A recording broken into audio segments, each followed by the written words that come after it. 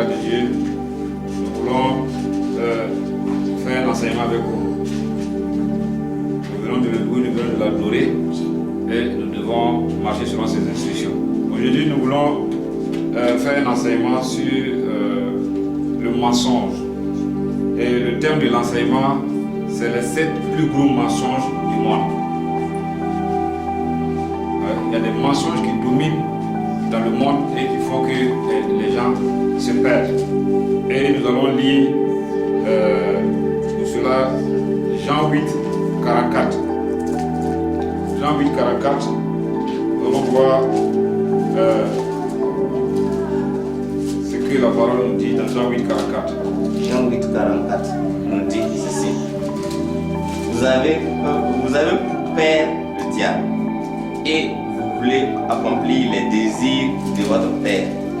Il a été meurtrier dès le commencement et il ne se tient pas dans la vérité parce qu'il n'y a pas de vérité en lui. Lorsqu'il profère le mensonge, il parle de son propre fond car il est menteur et le père du mensonge.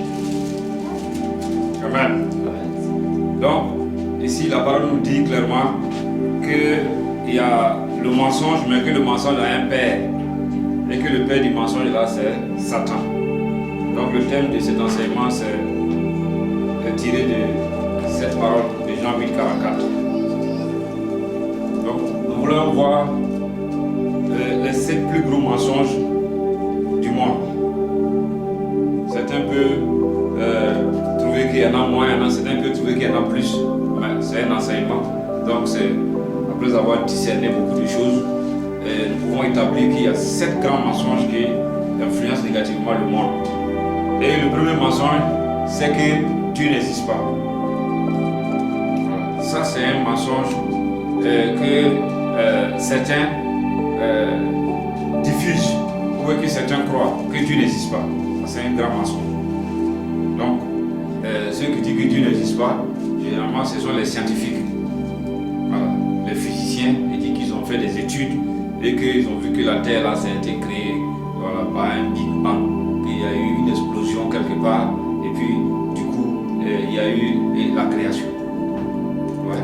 Comment des gens peuvent aller à l'école, s'instruire pour devenir bêtes? S'il y a eu Big Bang, qui a appuyé pour que ça fait Big Bang? Ça veut dire qu'il y avait quelque chose qui existait, puis il y a eu une explosion. Qu'est-ce qu'il y a à la base de l'explosion? Qu'est-ce qui a fait exister la chose même qui a explosé? Ouais. À force de raisonner, tu peux devenir bête sans te rendre compte. Ouais. On doit étudier pour devenir intelligent, mais voici des gens qui étudient pour devenir bêtes. Ouais. Heureusement que beaucoup de gens ne croient pas à ça. C'est une minorité qui croit à ça, mais c'est un mensonge quand même. Et cette minorité, elle est puissante. Ouais. Puisque c'est des intellectuels, et généralement, ils ont les moyens de faire passer leurs enseignements.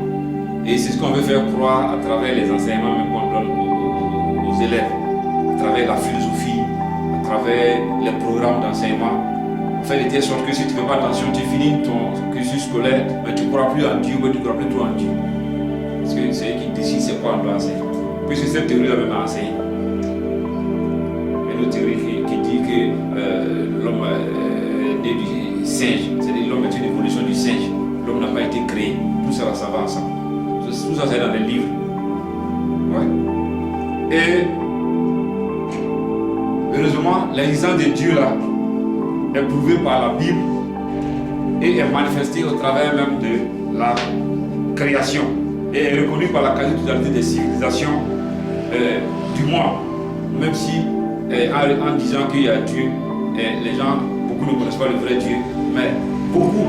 La majorité des civilisations et des hommes se disent qu'il y a un suprême quelque part et qu'ils appellent Dieu, ou ils appellent dans leur langue là Dieu d'une manière ou d'une autre. Ouais. Donc, si on lit Jean 1, que vous tous vous connaissez, on dit au commencement était la parole était avec Dieu et la parole était Dieu. Ouais. Ça c'est Jean 1. Au commencement était la parole était avec Dieu et la parole était Dieu. Ouais. Donc, maintenant, ceux même qui sont fâchés, qui ne veulent pas s'appuyer sur la Bible, la Bible dit non, dans Romains 1 verset 20, qui peut regarder dans la nature. Il dit tout ce que Dieu est, sa puissance, son existence est manifestée au travers de la création. Et quand on regarde ce qu'il a créé, quand on regarde la création, on regarde les arbres, on regarde les animaux, on regarde la lune, on regarde les étoiles, on regarde le soleil, on regarde la terre, on regarde les océans, et quand même on regarde l'homme, ton nez est placé là où il faut, tes yeux sont placés comme il faut, tout est bien positionné. Et si tu regardes la création et les créatures de Dieu, tu peux reconnaître que Dieu existe. Maintenant, quitte à le chercher, quitte à savoir qu'il est vrai, au moins tu peux savoir à travers la création que Dieu existe. Donc Paul même dit que personne n'est excusable. Si tu veux pas regarder la Bible, regarde au moins la nature, regarde la création et tu vas savoir que Dieu existe. Donc le premier mensonge, c'est ceux qui croient que Dieu n'existe pas. Et généralement, eux, on les appelle les athées. Mais ils sont tellement ignorants qu'ils ont la force pour croire, mais pour croire que Dieu n'existe pas. Puisqu'eux aussi sont des croyants. Puisqu'ils pensent qu'ils ne croient à rien. Déjà, pour croire que Dieu n'existe pas, il faut être croyant. Donc tout le monde est croyant. Voilà. Donc on va le voir, c'est parce que Dieu lui-même, il a mis dans l'homme. Même malgré que l'homme soit tombé, il a mis en lui la pensée de la divinité, la pensée de l'éternité. Donc, peu importe, même vous découvrez un peuple que vous dites qu'ils sont dans la forêt, ils sont coupés du monde, en eux, il y a quelque chose qui les pousse à rechercher la divinité, qui les pousse à chercher et à croire ce qui est la vie après la mort, à l'éternité. Donc, ça c'est un grand mensonge. Voilà. Dieu n'existe pas. Le premier grand mensonge. Dieu existe. La Bible en parle. Même les autres religions, les autres traditions, les civilisations qui ont commencé depuis le début jusqu'à présent parlent de l'existence d'un être suprême, que c'était appelé Dieu, c'était lui donne un autre nom, et ainsi de suite. Maintenant, pour ceux qui veulent également, ils peuvent se référer à la nature, à la création, parce que quand quelqu'un fait une œuvre, il y a sa signature là-bas. Quand un artiste fait une œuvre, il y a sa signature. Donc, on regarde la création, il y a la signature de Dieu. Donc, le deuxième plus grand mensonge, c'est Satan n'existe pas. Donc, ce mensonge-là, lui, il est plus puissant que le premier. Donc, ceux qui disent que Satan n'existe pas, ils disent non que l'homme serait le seul auteur et responsable du péché et du mal. Donc, Satan n'existe pas. Bien, ils ne croient pas à Satan. Donc, c'est eux là, voilà pourquoi ils ont créé des doctrines qu'on appelle le développement personnel, le coaching. On te dit de se faire confiance à toi-même, il faut connaître toi, tu as un potentiel, Satan n'existe pas, Dieu n'existe pas, il faut avoir confiance en toi-même. Ouais, des doctrines à l'apparence, comme Paul dit, à l'apparence de la sagesse. Mais si on pousse plus loin, en réalité, c'est les doctrines du démon. Sinon, quand tu vois le développement personnel, il n'y a pas de mal dedans. Mais une doctrine qui va te pousser à te centrer sur toi-même. À ne pas croire que tu peux compter sur Dieu, ou à ne pas croire que non, il y a Satan qui peut te mettre devant les roues, mais à compter sur toi-même. Et ça te donne de devenir orgueilleux, individualiste. Voilà. Et subtilement, tu tombes dans les pièges du diable. Donc, beaucoup disent que Satan n'existe pas. Et si on lit Apocalypse 12, verset 9, on va voir que bel et bien Satan existe. Apocalypse 12, verset 9.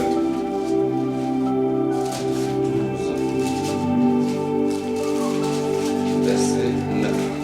Il est dit: et il fut précipité, le grand dragon, le serpent ancien, appelé le diable et Satan, celui qui séduit toute la terre. Il fut précipité sur la terre et ses anges furent précipités avec lui. Amen. Donc la Bible dit clairement que Satan existe et que, comment on l'appelle ici, Apocalypse 12, verset 9, il fut précipité le grand dragon, le serpent ancien appelé le diable et Satan, celui qui séduit toute la terre. Il fut précipité sur la terre et ses anges furent précipités avec lui. Donc ici on a beaucoup d'informations sur l'existence de Satan. Donc l'histoire n'a pas commencé ici. le début de l'histoire, c'est que Satan existait, puisque Satan, ça veut dire adversaire, ça veut dire accusateur. Ça veut dire qu'au départ, il était un ange. La Bible dit que c'était un chérubin protecteur. Ouais. Il était dans le conseil de Dieu, parmi ceux que Dieu aimait, parmi ceux que Dieu avait confié beaucoup de choses. Mais il va se corrompre en voulant prendre la place de Dieu. Donc, il a initié le premier coup d'État. Ouais. Et aujourd'hui, nous parlons de coup d'État sur la terre, mais c'est Satan qui est à l'origine des coups d'État. Parce que il a vu que tout le monde se prosternait devant Dieu, tout le monde adorait Dieu, c'était agréable. Et lui, il était chargé d'organiser ça. Et lui, maintenant, il voulait que l'adoration soit tournée vers lui. Et c'est là maintenant qu'il sera rejeté. Sinon, il ne s'appelle pas Satan. Satan, ce n'est pas un nom. Satan, c'est un attribut. Satan, ça veut dire adversaire, accusateur. Donc, Satan était un ange, un chérubin auprès de Dieu. Donc, c'est très important de le comprendre. Parce que ici, on nous dit donc, que c'est lui qui séduit toute la terre. Donc, si tu ne fais pas attention, tu vas croire que tu es avec Jésus, mais tu es avec Satan. Parce que si tu es dans le mensonge, tu es avec Satan. Voilà. Partout, Satan a ses agents. Même dans l'église, il a ses agents. Des gens qui aiment, qui sont chaque fois dans le mensonge. Si tu ne te livres pas du mensonge que tu mets dedans, tu vas rejoindre Satan, ton père. Voilà. Tu ne peux pas être en Christ et puis tous les jours tu es dans le mensonge.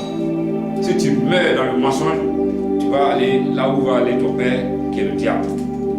Donc, il faut que les gens ne se flattent pas.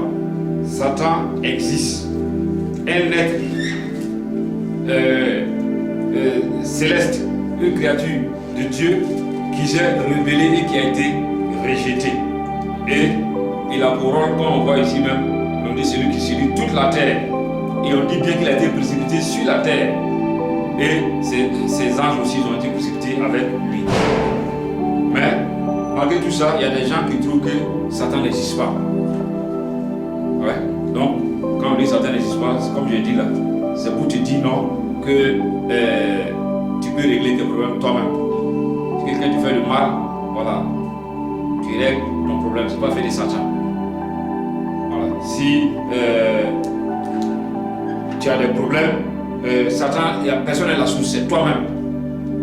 Voilà. Donc, c'est vrai qu'il y en a qui mettent tout sur Satan, mais Satan existe, il est tapis dans l'ombre, et puis il te pousse à faire des choses.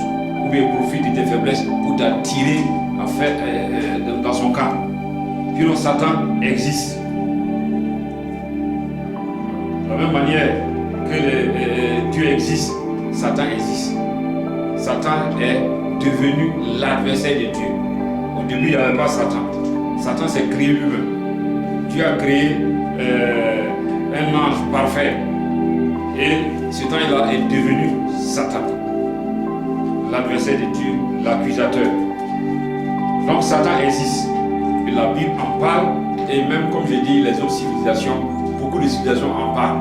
Parce que même quand l'homme est corrompu, en lui, il y a la pensée de Dieu. C'est-à-dire, c'est ça la chute. C'est-à-dire que l'homme est déformé.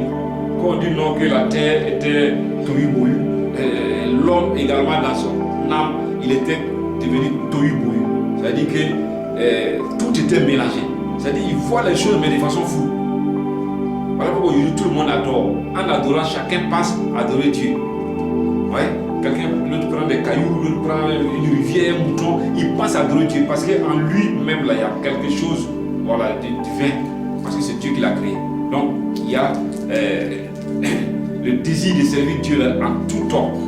Et également le désir de pouvoir être de pouvoir louer et adorer Dieu là, c'est en tout temps. Donc, on a vu, Dieu existe. Donc, si quelqu'un te dit Dieu n'existe pas, c'est un menteur. Si quelqu'un te dit Satan n'existe pas, c'est un menteur. Donc, nous allons lire également Apocalypse 20, verset 15. Pour que vous compreniez que Satan existe. Apocalypse 20, verset 15. Quiconque ne fut pas trouvé écrit dans le livre des vies jetés dans le temps de feu. Ah, ok, ça c'est pas une bonne influence. Ça c'est plutôt ce qui concerne le troisième mensonge. Donc le premier mensonge là, c'est Dieu n'existe pas. Le deuxième mensonge, c'est que Satan n'existe pas également. Le troisième mensonge, c'est que l'enfer n'existe pas. Que l'enfer n'existe pas. Et on va voir le quatrième mensonge, c'est que le paradis n'existe pas. Et le cinquième mensonge, tout le monde adore le même Dieu. Le sixième mensonge, Dieu est responsable de tous les malheurs du monde. Le septième mensonge, c'est que Jésus-Christ n'est pas Dieu. Donc, si on revient au troisième mensonge, on te dit l'enfer n'existe pas. Donc, ceux qui disent ça, ils s'appuient sur leur propre définition de Dieu et sur leur propre définition de l'amour de Dieu.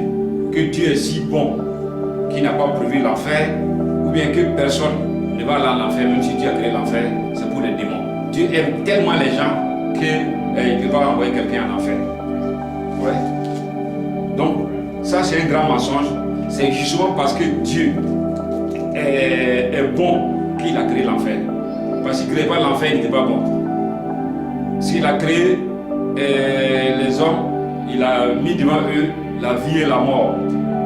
Il a dit de suivre la justice. D'autres ont choisi la justice. Il a dit de faire le bien, d'autres font le mal. Et vous voulez que tous ceux là-bas se retrouvent au paradis. Ça c'est quelle bonté. Ouais. Quand tu n'as pas le Saint-Esprit, même ta tête là-même est à l'enfer. Sur la terre des hommes ici, on a créé même des prisons. À certaines prisons, quand tu pars là-bas, les prisonniers vont te dire même que c'est plus que l'enfer. Et c'est Dieu qui est le juge suprême là, qui n'a pas un lieu. L'enfer, c'est une prison pour les rebelles. On appelle ça l'enfer, mais c'est une prison pour les rebelles après le jugement dernier. Tout comme nous ici. Il n'y a pas un état dans le monde là, voilà, où il n'y a pas d'enfer. Ouais. Donc, que quelqu'un ne se séduise pas ou bien qu'il ne séduise pas quelqu'un d'autre, l'enfer existe. Voilà. Dieu est bon comme tu le dis, mais parce qu'il est bon, il doit avoir l'enfer. Dieu merci même qu'il y a l'enfer. Même s'il n'y avait pas l'enfer, il fallait qu'il y ait l'enfer. On dit de ne pas voler. Quelqu'un fait l'effort pour ne pas voler. Toi, tu n'as pas volé. Et toi, tu veux qu'à la fin, vous deux, vous partez dans la même situation. On dit non de se sanctifier. Lui, il se sanctifie. Il fait tout pour ne pas tomber dans le péché. Il fait tout pour préserver ses yeux de regarder les mauvaises choses. Il fait tout pour ne pas s'enivrer d'alcool. Il fait tout pour ne pas faire le mal. Toi, tu fais le mal. Tu fais tout, puis tu dis non. Et Dieu est tellement bon que personne ne va aller à l'enfer. Nous sommes allés au paradis. Il faut réfléchir. Ouais. À moins que ton cerveau ne soit renversé. Ouais. Donc, c'est un mensonge grave. Et beaucoup de gens, surtout ceux qui sont dominés par le péché, finissent par dire, puisqu'ils ne savent pas comment ils vont sortir, finissent par dire que l'enfer n'existe pas. Et Satan vient accuser dans leur conscience que l'enfer n'existe pas. Parce que quand il regarde sa vie, comment lui va faire pour s'en sortir, il ne sait pas. Pourtant, Jésus est venu payer le prix pour que tu sortes du péché. Peu importe tes péchés, tu peux toujours revenir à Dieu. Si tu te confesses là où tu es, si tu acceptes Jésus comme Seigneur et Sauveur, malgré la petite tes péchés, que tu sois meurtrier, adultère, voleur, Jésus te pardonne tous tes péchés. Voilà. Donc, si tu es en Christ également, que tu t'es détourné, tu peux toujours revenir à Dieu. Donc que quelqu'un ne te flatte pas. C'est parce que Dieu est bon qu'il a créé l'enfer. Mais les gens disent parce que Dieu est bon, il n'y a pas l'enfer. Parce que Dieu est bon, personne ne va à l'enfer. Et l'enfer c'est sur la terre ici. Ouais. Donc, c'est un gros mensonge. Donc on va lire Apocalypse 20, verset 7. Apocalypse 20, verset 7. Quand les 1000 ans seront accomplis, Satan sera relâché de sa prison. Il continue verset 8. Et il sortira pour séduire les nations qui sont aux quatre coins de la terre, Gog et Magog, afin de les rassembler pour la guerre. Leur nombre est comme le sable de la mer. Amen. On va lire Apocalypse 20, verset 15 qu'on avait déjà lu. Et quiconque ne fut pas trouvé écrit dans le livre de vie fut jeté dans le temps de feu. Amen. Donc ce dit passage là fait référence à l'enfer. On dit Satan lui-même là, il sera capturé, il sera jeté en enfer pour 1000 ans. Et dans Apocalypse 20, verset 15, je dis donc que tous ceux dont le nom n'a pas été trouvé dans le livre de vie seront jetés dans le lac de feu, dans le temps de feu. Donc, c'est clair, comme on le dit, en principe, aucun homme ne devait aller en enfer. Mais beaucoup de gens vont en enfer, ce n'est pas la volonté de Dieu. Parce que quand Satan est tombé, il a envoyé notre évangile, il a envoyé notre parole. Et il fait tout pour que les gens croient à cette parole. La parole ce qu'il a fait tomber là, il enseigne ça aux gens pour que les gens soient aussi rebelles, pour que les gens aussi soient rejetés. Donc ceux qui vont garder les paroles de Satan et ils vont mourir dans les actes qui déplaisent à Dieu là, eux aussi ils vont aller en enfer. Donc Apocalypse 20 verset 15 est clair. Et tous ceux dont le nom n'a pas été trouvé dans le livre de vie seront jetés dans l'étang de feu, dans le lac de feu. Satan lui-même sera capturé d'abord pour 1000 ans. Et ensuite, quand il y aura le jugement à la fin, lui, Satan, la mort,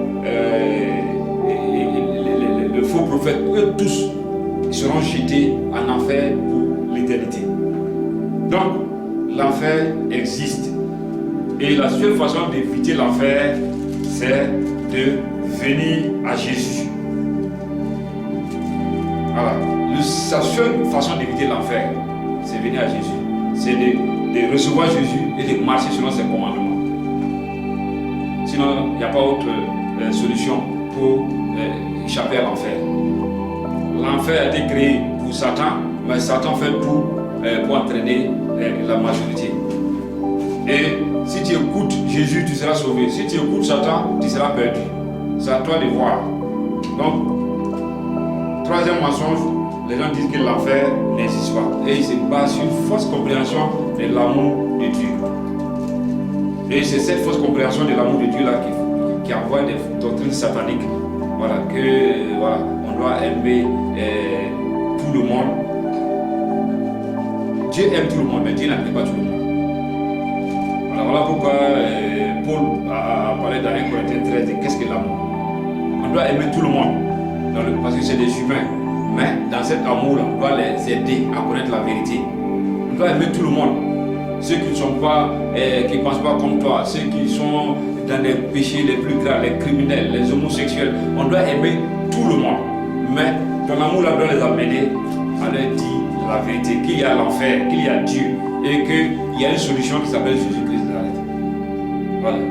Donc, on va transformer l'amour de Dieu là en autre chose. Voilà. Et la meilleure référence là, c'est pas autre chose, c'est la Bible qui est là, qui est claire pour tout le monde. Voilà. Donc c'est pas la philosophie, c'est pas les sciences occultes où tu vas dans un système, tu vas dans un lieu, tu sais même pas quels sont les principes, quelles sont les règles. Les gens se flattent.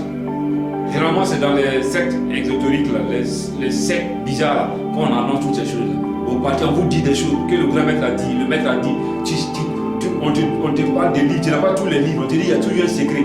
Pourtant la Bible, c'est devant toi, tu peux voir, tout est clair. Donc, premier mensonge, on dit que beaucoup disent que Dieu n'existe pas. Deuxième mensonge, les gens disent que Satan n'existe pas. Troisième mensonge, les gens disent que l'enfer n'existe pas. Mais comme on l'a démontré, Dieu existe, Satan existe, l'enfer existe. Le quatrième mensonge, on dit maintenant également que le paradis n'existe pas. Donc, ça c'est toujours ceux qui pensent qu'il n'y a pas de vie après la mort. Donc, ils disent non que le paradis c'est sur la terre ici. Donc, eux ils sont les artisans, les disciples de mangeons, buvons, et puis quand nous allons, demain nous allons mourir. C'est-à-dire qu'ils ne croient pas qu'il y a une vie après la mort. Pour eux, ils veulent se réjouir au maximum sur la terre, parce que pour eux, s'ils meurent, il n'y a pas de vie après la mort, il n'y a pas de paradis. Ouais. Voici un autre mensonge. Voilà, donc on va lire Apocalypse 2, verset 7.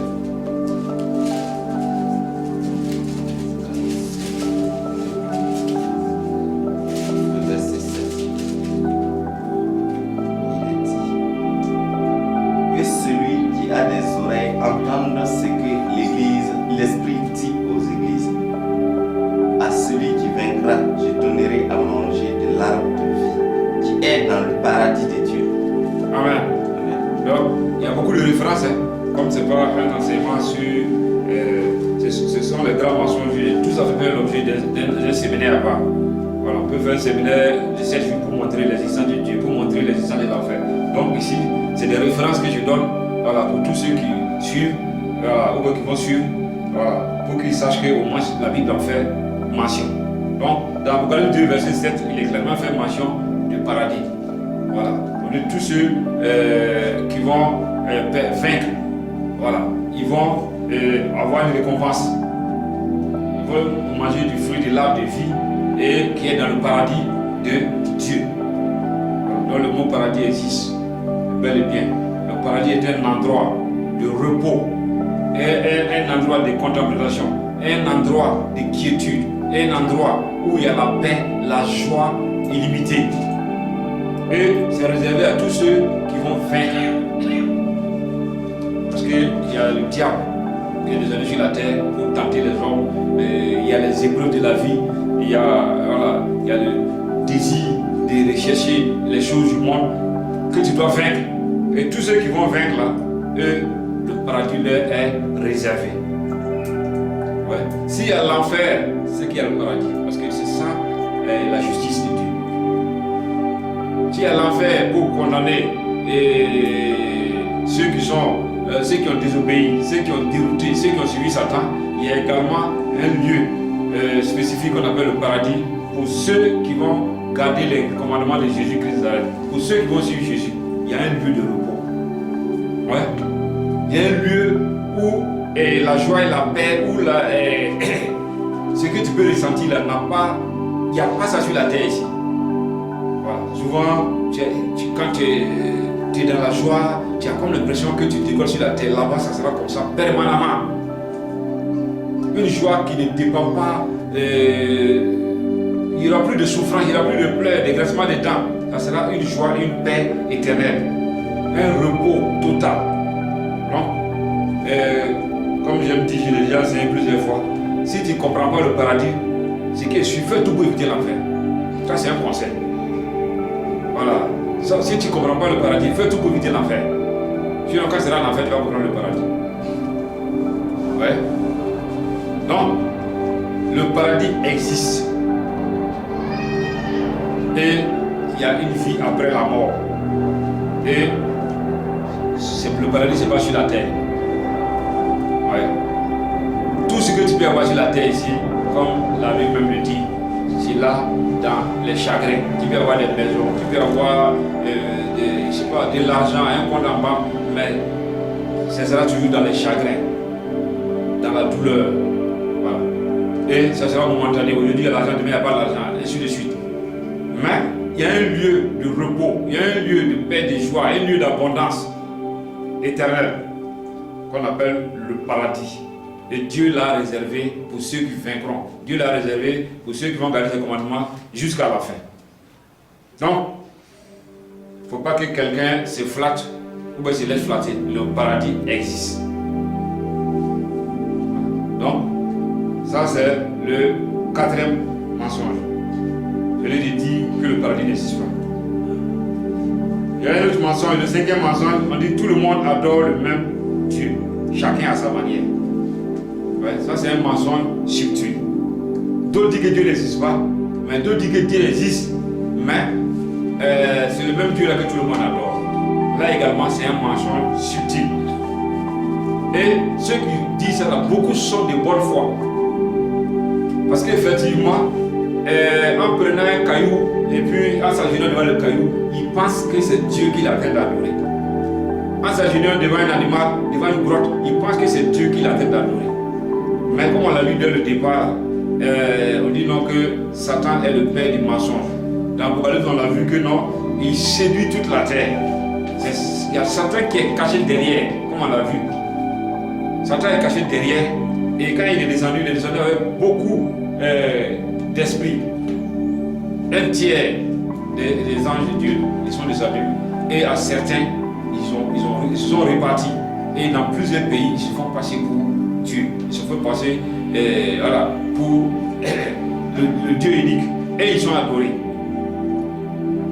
Donc, c'est pas... Il y a un Dieu unique. Mais en adorant, si tu ne fais pas attention, tu vas adorer Satan, pensant que c'est le même Dieu unique là que tu adores. Il n'y a pas deux dieux suprêmes. Il y a un seul Dieu suprême. Mais il y a une manière, il y a un chemin. C'est ce que Jésus va dire dans Jean 14, 6. Je suis la vérité, la vie. Et je suis le chemin, la vérité et la vie. Nul ne peut aller au Père que par moi. Si tu pars à Dieu en dehors de Jésus, sois sûr que ce n'est pas le même Dieu unique là que tu vas croiser. Tu vas croiser quelqu'un qui se fait appeler Dieu ou quelqu'un que tu penses qu'il est Dieu. Ouais. Dans Jean 1, 2, 23, on va lire ça également. Jean 1, 1 Jean 2, 23. 1 Jean Oui. 2, verset 23. Il dit, quiconque nie le Fils n'a pas non plus le Père. Quiconque confesse le Fils a aussi le Père. Amen. Donc c'est clair. Donc tu peux me dire que non, que c'est le même Dieu. Ouais. Malheureusement, beaucoup de gens croient à ça, même des chrétiens croient à ça, même comment on appelle ça, des soi-disant hommes de Dieu croient à ça. Et si tu crois à ça, comment tu vas évangéliser? Tu es obligé de laisser chacun. Ceux qui n'ont pas de problème là, ils disent ça. Qu'on doit laisser chacun suivre sa voie. On n'a jamais forcé quelqu'un à suivre une voie. On doit annoncer la vérité, on doit annoncer la parole. Celui qui veut, il vient. Celui qui reçoit, il a reçu, celui qui n'a pas reçu, il reste là où il est. Dieu ne bouge pas quelqu'un, c'est pas comme dans d'autres religions où on met du soleil sur ta tête pour dire qu'il faut accepter. Non, non. Mais on doit dire la vérité. Ouais. Voilà. C'est parce que tu ne connais pas le monde spirituel que tu peux t'attarder à dire non, que nous sommes dans le même Dieu. Comment c'est le même Dieu? L'autre dit que c'est caillou, l'autre dit que c'est. Comment on appelle ça? C'est un baobab, l'autre dit que c'est une rivière, l'autre dit que c'est un lion, l'autre dit que c'est une panthère. Quand tu regardes ces éléments-là, est-ce qu'ils sont ici, c'est les sangs? Hein? C'est quel Dieu qui est désordonné, qui est bizarre comme ça? Tantôt il est caillou, tantôt il est rivière. Il y a un Dieu unique. Voilà. Si tu refuses cette parole qui est simple, tu vas te retrouver un jour dans une loge, dans un coin bizarre, tu vas vouloir fuir et ça sera peut-être trop tard. La parole est simple, mais tu veux discuter. Voilà. Donc, moi-même qui te parle là, à un moment donné, j'ai cru à cette parole. Voilà. Donc, ce que je dis là, ce n'est pas seulement par révélation, par doctrine, ce n'est pas expérience. À un moment donné de ma vie, moi-même, j'ai dit non, que Dieu n'existe pas. J'ai dit que Dieu n'existe pas, Satan n'existe pas, l'enfer n'existe pas. Donc, ce que je te dis là, ce n'est pas seulement la révélation, ce n'est pas seulement la doctrine. Voilà. Si tu ne fais pas attention, on n'a pas la même grâce. Si tu refuses ces choses-là, tu vas te retrouver un jour coincé dans quelque part, tu vas vouloir fuir, il n'y aura pas de porte. Dieu existe, Satan existe, l'enfer existe, le paradis existe. Voilà. Et mais sache que tout le monde n'adore pas le même Dieu. Voilà. Tout le monde n'adore pas le même Dieu. Puisque les gens même disent non, que tous les chemins mènent à Rome.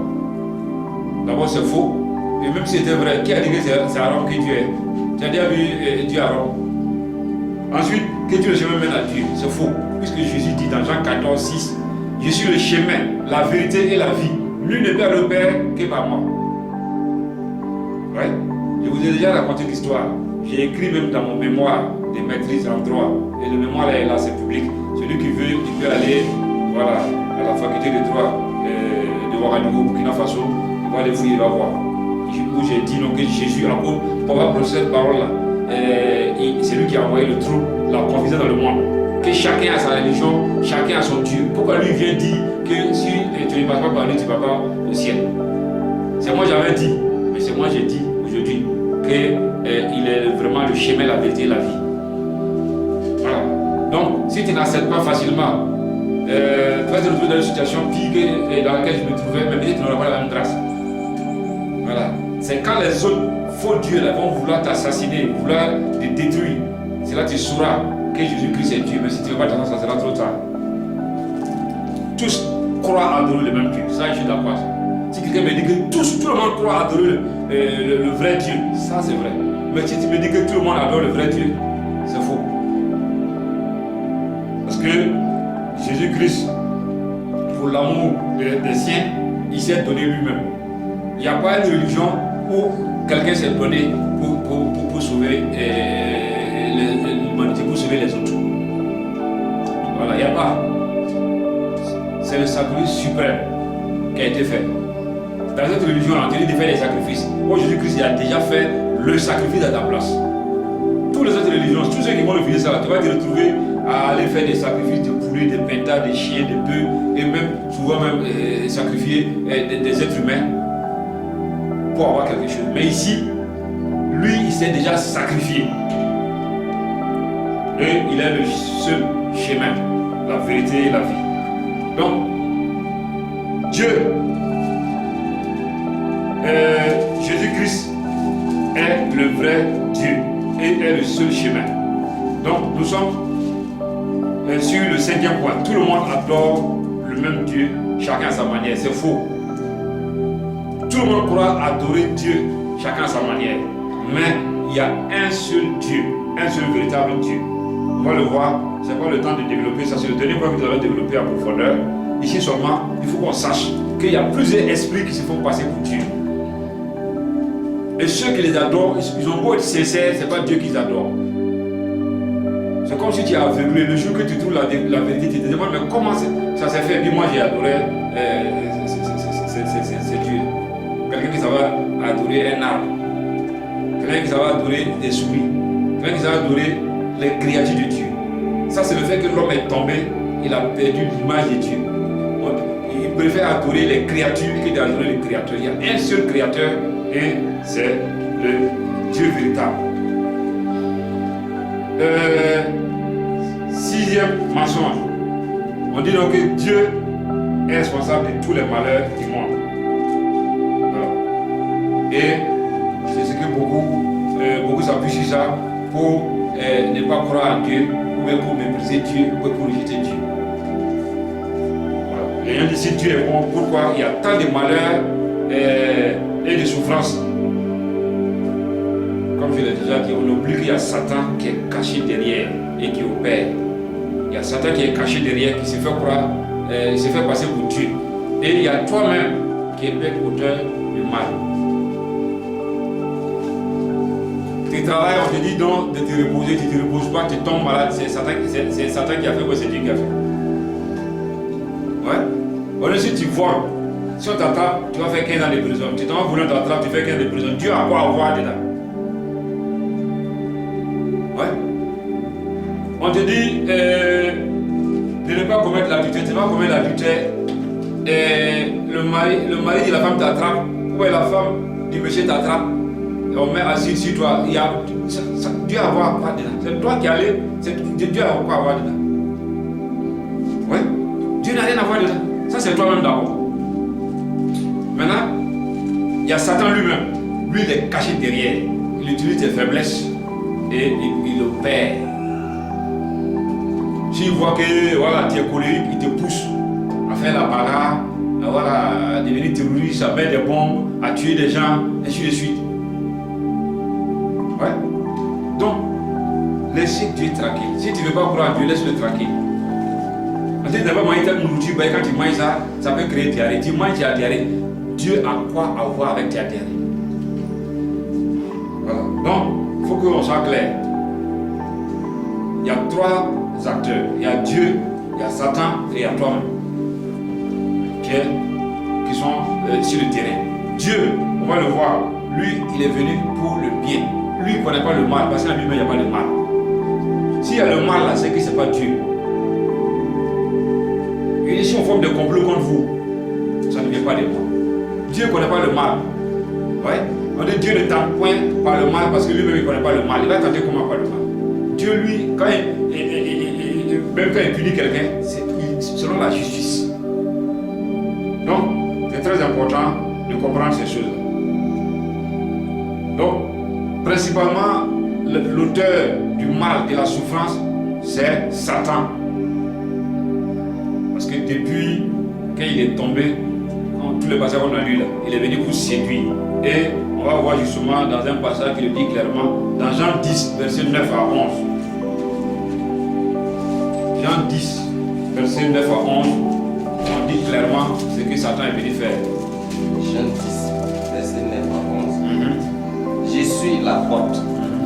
Si quelqu'un entre par moi, il sera sauvé.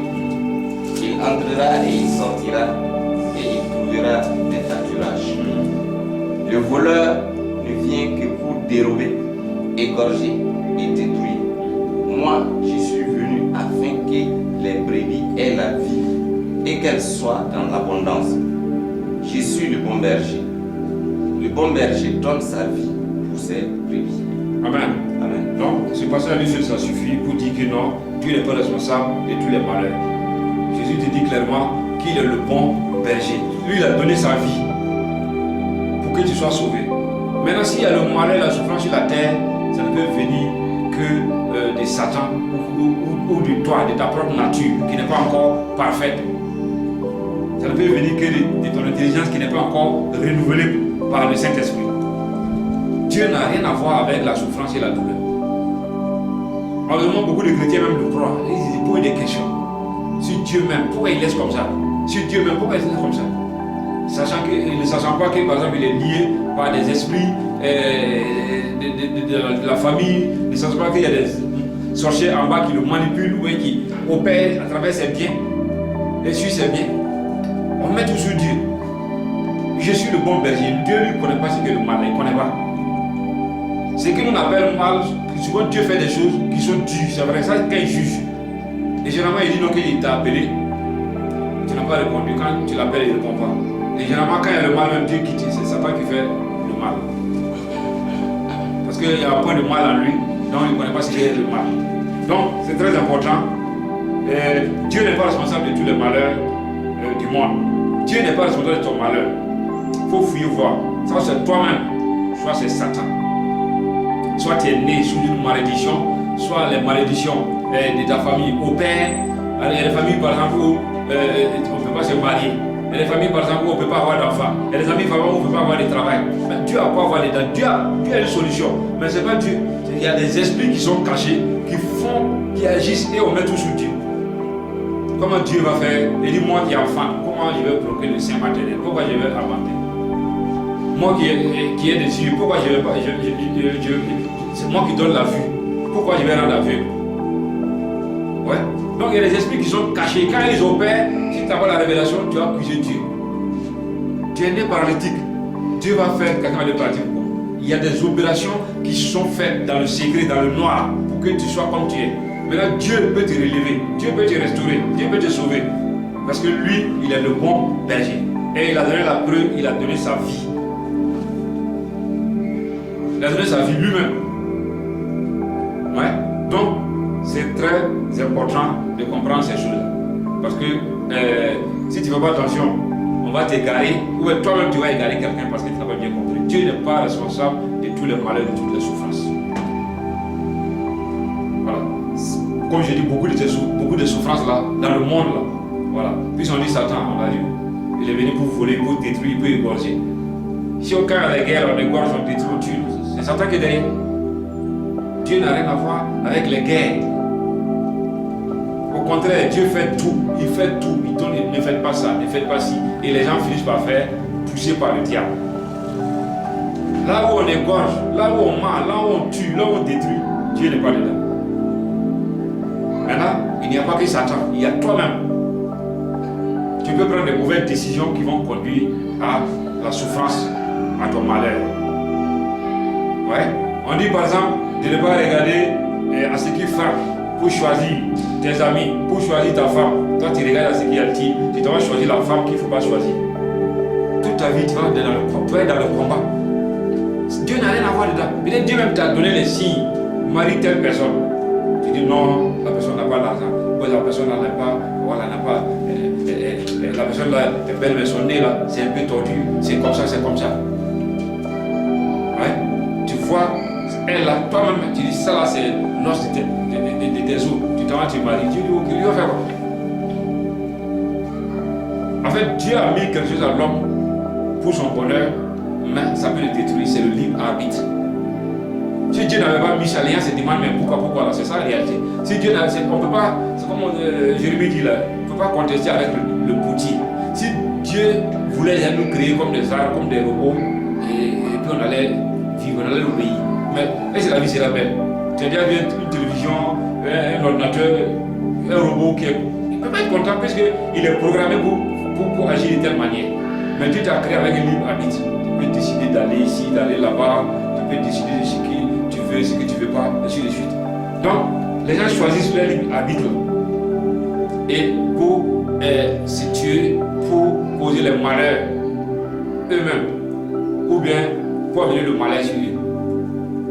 Il y a plein d'exemples à prendre. Tu choisis le mauvais mari, tu choisis la mauvaise femme, tu choisis le mauvais travail. Ouais. Même le travail qu'on fait, avant de travailler, il faut écouter Dieu. Tu peux voir un travail comme ça, c'est beau, on paye bien, mais devant, c'est la mort.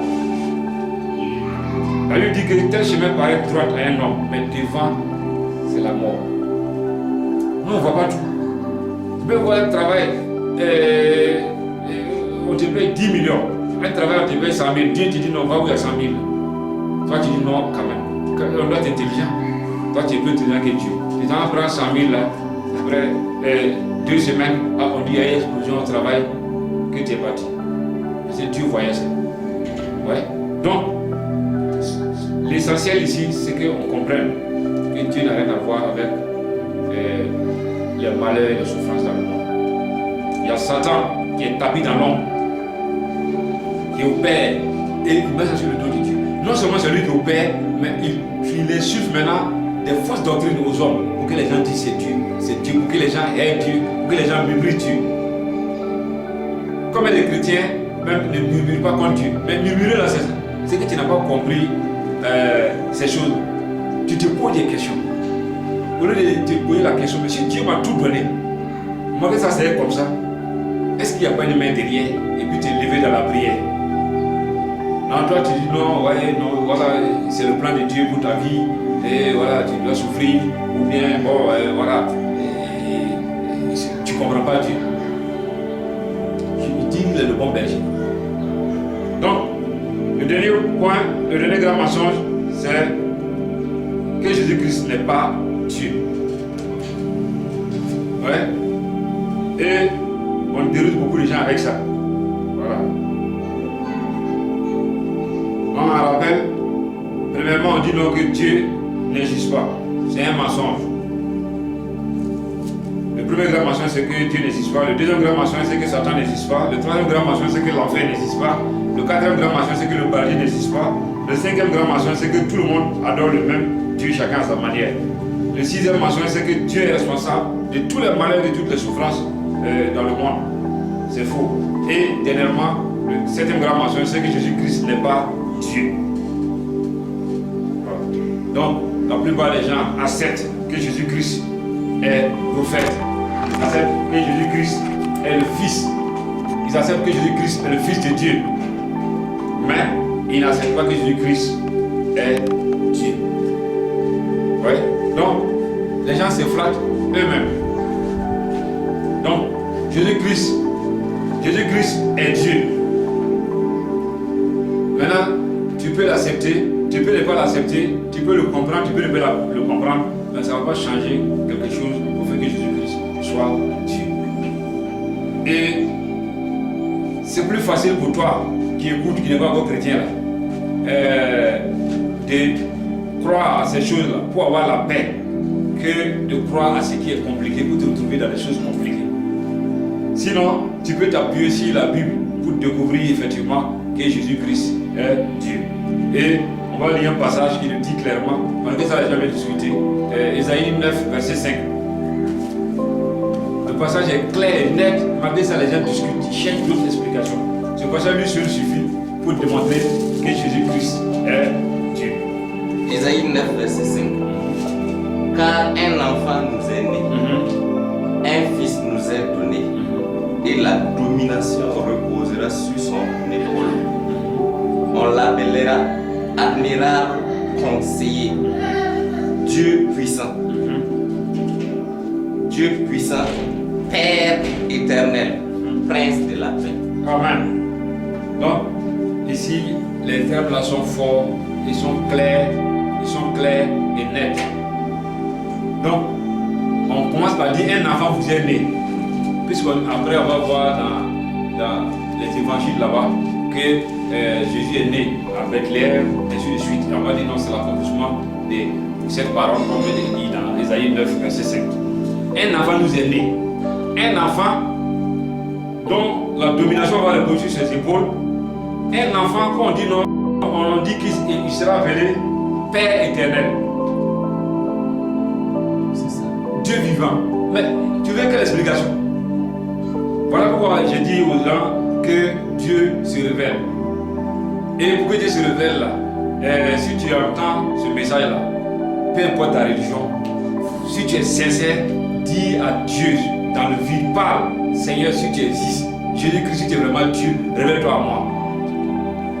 Simplement, il peut te répondre tout de suite, il peut te répondre par des circonstances, il peut te répondre plus tard, mais si tu es sincère, il va se révéler à toi. Sinon, si on pouvait lire et puis avoir la révélation, ce passage-là suffit. Mais ce passage-là peut t'aider, peut être un commencement. Parce qu'il est clairement dit, il a ici les deux attributs, Fils de Dieu et Dieu. Puisqu'on dit un enfant nous est né, Un fils nous est donné. un fils nous est donné. Et on l'appellera admirable conseiller. On l'appelle admirable conseiller, Dieu puissant. Dieu puissant, Père éternel. Père éternel. Voilà. Dieu puissant, Père éternel. Tu as besoin de quelle explication? Seulement c'est un mystère pour ceux qui n'ont pas la révélation, tu as beau les expliquer comment on peut être Père et puis Fils en même temps. Alors, pourtant, même dans la nature, cela peut se développer, se démontrer. Père et Fils, ce sont des fonctions. En fonction des circonstances, Dieu s'est révélé différemment. Moi qui vous parle, je suis le fils de quelqu'un, je suis le père de quelqu'un. La même personne. Je suis l'époux de quelqu'un. Voilà. Je suis peut-être le grand-père de quelqu'un. Ce sont des fonctions. Voilà. Il ne faut pas confondre les fonctions. Sinon, il y a un seul Dieu. Mais il a joué le rôle de fils. Et il a joué le rôle de père. Et dans la nouvelle alliance, il va se révéler comme le Saint-Esprit. C'est la même personne. Il n'y a pas trois dieux en un. C'est une seule personne qui s'est révélée dans trois aspects différents. On n'a pas le temps pour s'appeler ça. Sinon, on ne peut pas dire qu'il y a trois en un. Trois en un. S'il est trois, il ne peut pas être un. Soit il est trois, soit il est un. Il ne peut pas être trois en un. Voilà, il est un. Maintenant, il s'est révélé dans trois dimensions, dans trois aspects. Dans trois fonctions différentes.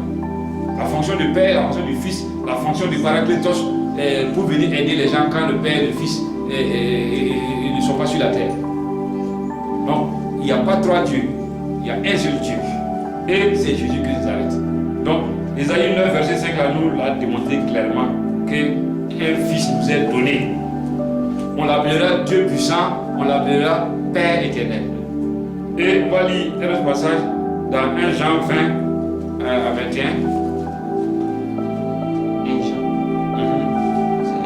1 Jean 5.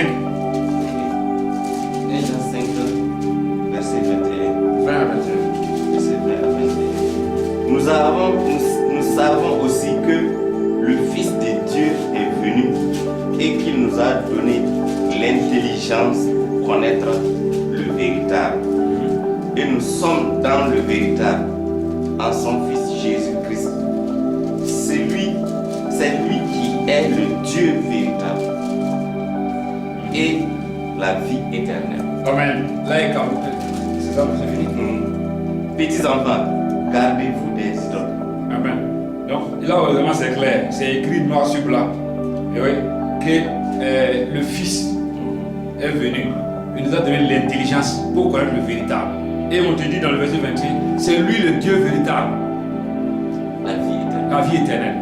La vie éternelle, c'est le Père. Et donc, c'est la même personne. Ouais. Donc, et on va lire Jean 14, verset 9 à 11 pour terminer. Jean 14. Jésus lui dit, il y a si longtemps que je suis avec vous, et tu ne m'as connu, Philippe. Celui qui m'a vu a vu le Père. Comment dis-tu? Montre-nous le Père. Ne crois-tu pas que je suis dans le Père et que le Père est en moi? Les paroles que je vous dis, je ne les dis pas de moi-même. Et le Père qui demeure en moi Voilà le passage où Jésus dit clairement, celui qui l'a vu, a vu le Père. C'est des choses qui sont difficiles à saisir avec la raison. Mais si tu le saisis avec l'esprit, c'est quelque chose qui est clair. Ouais.